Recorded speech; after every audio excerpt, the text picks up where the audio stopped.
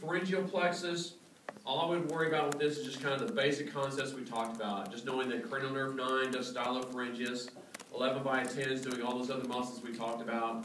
That's really kind of all that you have to know about it.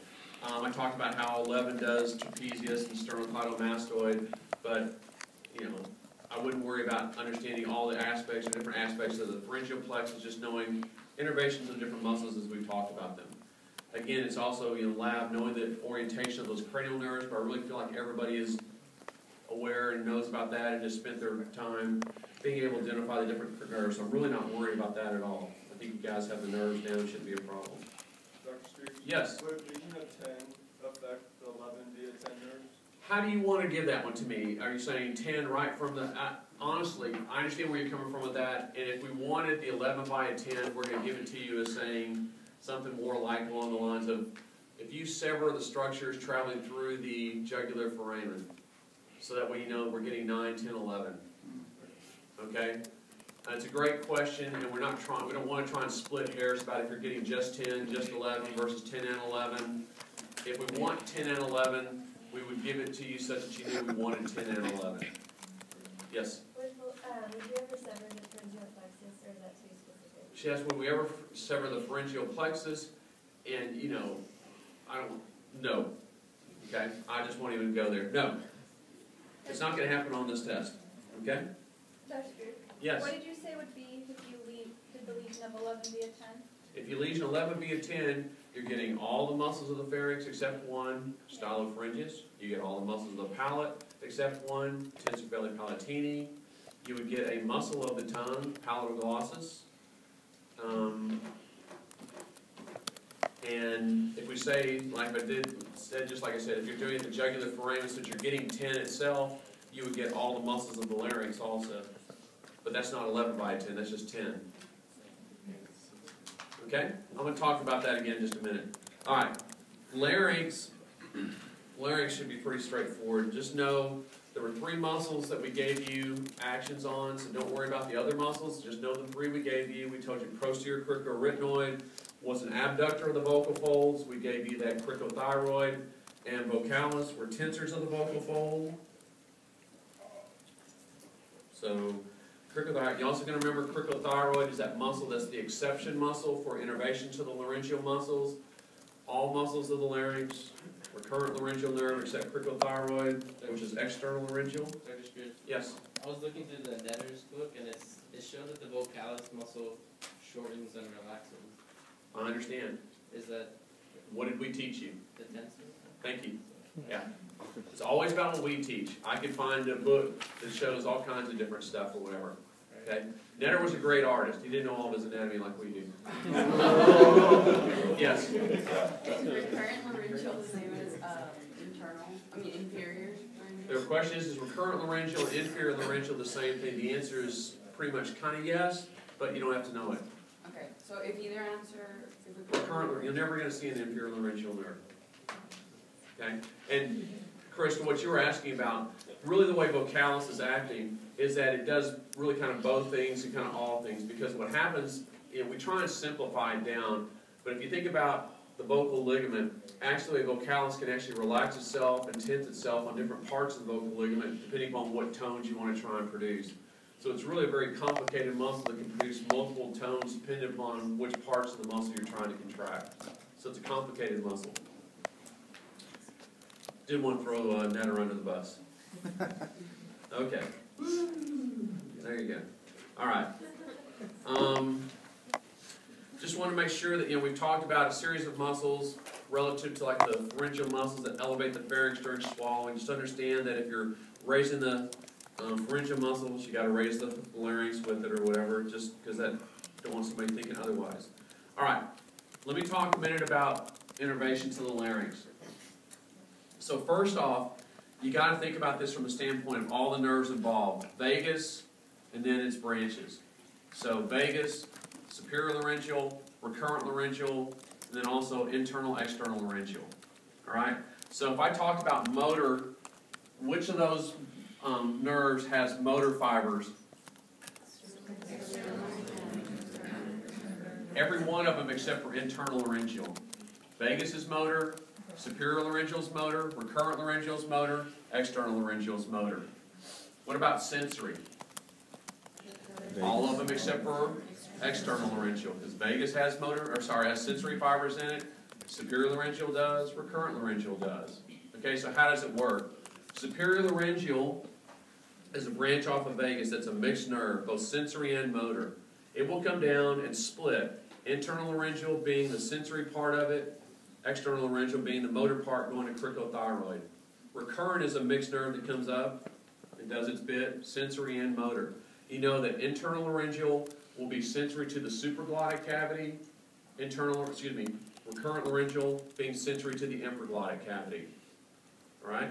So understand what I'm talking about as far as motor, sensory, relative to the vagus nerve. I'm just trying to show recurrent, whatever. It's all good. Okay. We got into the floor of the mouth, and we talked about there was a muscle that was innervated by geniohyoid muscle, innervated by C1 nerve. So you now learn that there are two nerves. Boy, two muscles. I'm just so ecstatic up here. It's hard for me to focus on this. But you know what's going to happen? Somebody's going to bring me down later in the day. Who's that going to be? Cowboys.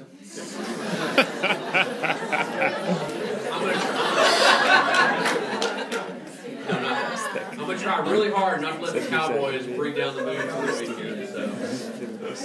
Yeah. So geniohyoid, thyrohyoid. Both those muscles are innervated by C1 nerve only.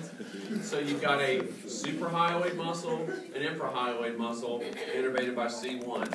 And people have asked me lab-wise, does that same C1 nerve that you saw earlier do both muscles? And the answer is no. All right, there's a C1 nerve that comes off the hypoglossal, hitchhiked along with hypoglossal and went down to the thyrohyoid. But think about where geniohyoid has to be. It's suprahyoid. It's above that. So there's actually, if you trace the hypoglossal nerve, you can find a branch that came off and went in a superior direction up to geniohyoid. So if by chance somebody digs out a nerve going up off of hypoglossal, C1 nerve also. Yes, ma'am? Is this C1 also affected when you get down to the ANSA and the cervical? Hang on to that thing and I'll answer that question for you. Okay? The question was about, a lesion of C1. So we'll talk about that in a minute. That is coming up. Oh, well, I've got this picture up here or whatever. Again, I kept stressing about the relationship of the lingual nerve to the submandibular duct. And really it wasn't so much for didactic purposes. It wasn't that there won't be a question on there about the whole lateral, inferior, medial kind of thing or whatever. It was more so that in the laboratory, when you see those two things sitting there in the floor of the mouth, you could readily identify which one was the nerve, which one was the duct. Okay, that's why I wanted to stress it more than anything else, because I know from the past I've seen people miss it because they didn't understand the orientation. Alright, so when you see the submandibular gland and the duct will come off and travel just straight across, going to the little sublingual carbuncle on the floor of the mouth. Duct. Versus the nerve comes from a more lateral direction, comes across, goes inferior, and then it goes immediately headed towards the tongue. I just think understanding that orientation will help you in the laboratory with telling which thing is which.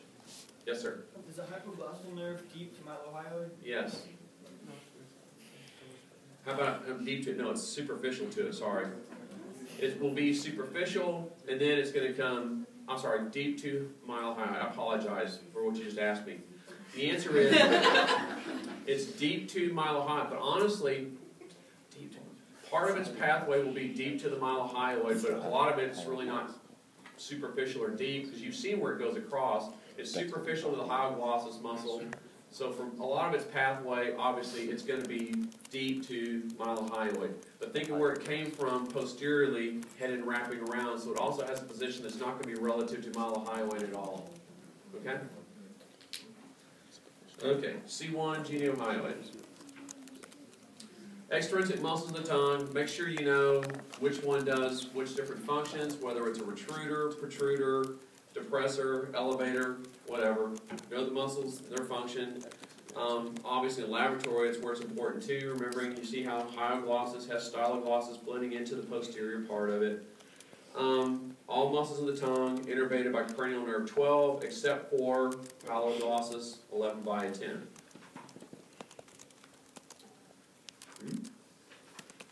Okay.